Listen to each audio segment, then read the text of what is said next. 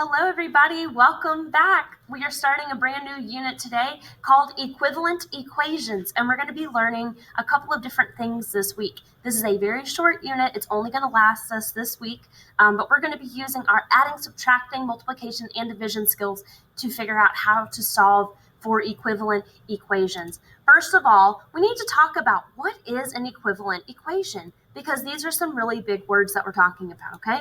So first of all, the word equivalent means equal. If you look at the word equivalent over here, you see that it has the word equal right in it. If you take away the I and the V right here, that has E-Q-U-A-L. That's equal. That's because equivalent is just a long fancy word for equal.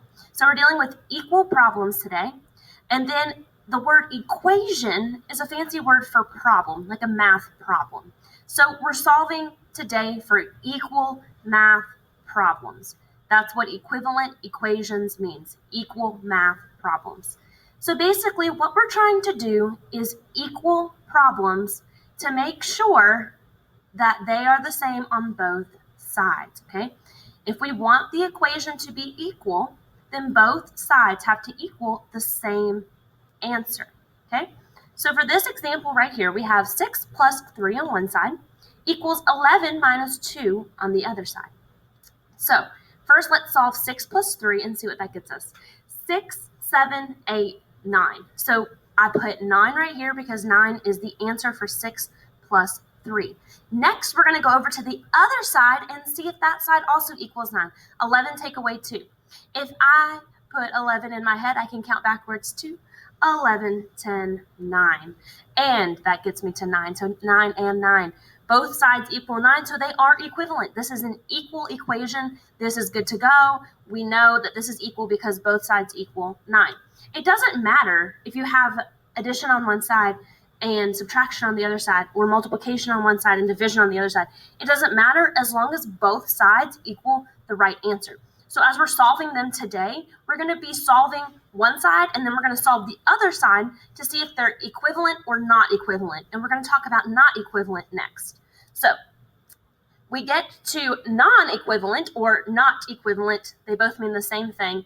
Non-equivalent is exactly what it sounds like. It's the opposite of equivalent, which is just means not equal. So our equations that are not equal will have different answers on both sides. So when we solve these problems, we're going to figure out, does it get an equal sign or does it get a not equal sign? The not equal sign has a slash through the equal sign. You can see it right here. That's a non-equal sign, okay? And we use this to show that this is not equal. So when we solve this side, 2 times 5, we can skip count by 2s or 5s, either way. 2, 4, 6, 8, 10. I know that that side's going to equal 10. And I know that the other side, 20 minus 9, that does not equal 10. That equals 11. So I know that that is not equal. That is non-equivalent. And as you can see here, as I solve the problem, 2 times 5, I put 10 below it. And as I solve 20 take away 9, I see that there is 11 there, so I'm going to put 11 there. When you're subtracting or solving this, I would suggest doing the subtraction or adding out to the side, rewriting it on your paper so you can show your work, because it's a lot easier to subtract that way than trying to subtract in your head, especially once you get to bigger numbers. So if both sides are not equal, that means that this side has less than this side. They have to be the exact same number for them to get the equal sign. Then they get the not equal sign. And we kind of talked about the not equal sign a little bit when we did greater than and less than and equal to, but we're really focusing on that today. So really the question for today is it equivalent or not equivalent? Is it equal or not equal? Does it get the equal sign or the not equal sign, okay? So let's start out with a couple of examples. Right here, I have an equivalent example and I have a non-equivalent example. I have used all the different operations. So we have multiplication, addition, division, and subtraction. It does not matter what you're doing on either side. You just have to solve both sides. So for our first one, 3 times 6 equals 13 plus 5. We have to figure out if this is true or not, okay? We have 3 times 6. So I would draw 3 circles and put 6 in each to figure out the answer there. You could skip count by 3s, or you could do repeated addition where you did 6 plus 6 plus 6. However you want to do it, 3 times 6 equals 18. And then if we go over to 13 plus 5, I put 13 in my head and count up 5. 13, 14, 15, 16, 17, 18. So I know that both sides equal 18 here. So I know that this is true, okay? So 18 equals 18. I know that's good to go because that side equals 18 and this side equals 18, and it makes it balanced. It's kind of like a teeter-totter. When you get on, or a seesaw, whatever you call it, when you get on a seesaw, you have to kind of be the same size as the other person on the other end, or it's going to be all out of whack, okay? If Miss Weaver got on a seesaw with somebody who was really small, like a third grader, it would go whoop, and the third grader would probably fly off, woo, because Miss Weaver is obviously an adult and weighs more than the child. So that would not be equal.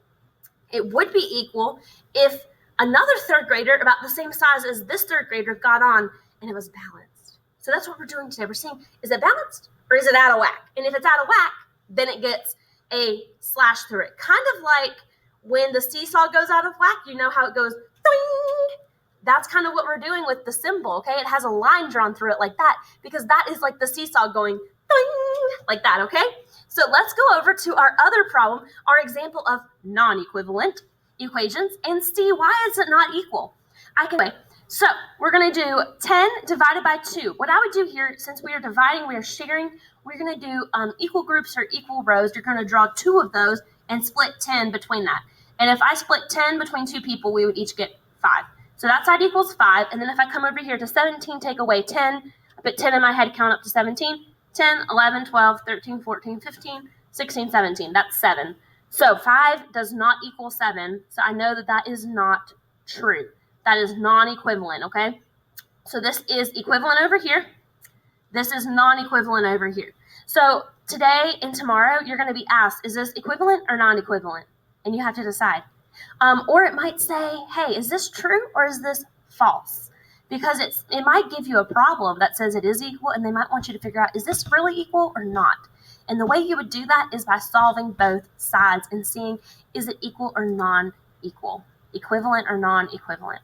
All right, right here, we're going to figure out what symbol goes in the blank here, okay? So we've got kind of like just this big blank right here. It's going to either be an equal sign or a not equal sign, an equivalent sign or a non-equivalent sign. So we have to solve both sides. So first we're going to do 4 times 5, which if I put 5 in my head, we're not counting up, but we are skip counting by 5s. We're skip counting by 5s 4 times. Here we go. 5, 10, 15, 20. So I know that that side is going to equal 20. And then I want to do the other side, 18 plus 2. If I put 18 in my head and count up 2, 18, 19, 20. So both sides will equal 20. And that means that it is equal because they are both exactly the same. And if it's both exactly the same, then it is a perfectly balanced seesaw. That means that we have 2 third graders that are exactly the same, and it is equal. So it's fair, okay? Now, let's look at another example and see, is this equivalent or non-equivalent? Well, let's find out. If we do 30 divided by 5, that is going to give us 6. And if we do 2 times 4, that's 2, 4, 6, 8.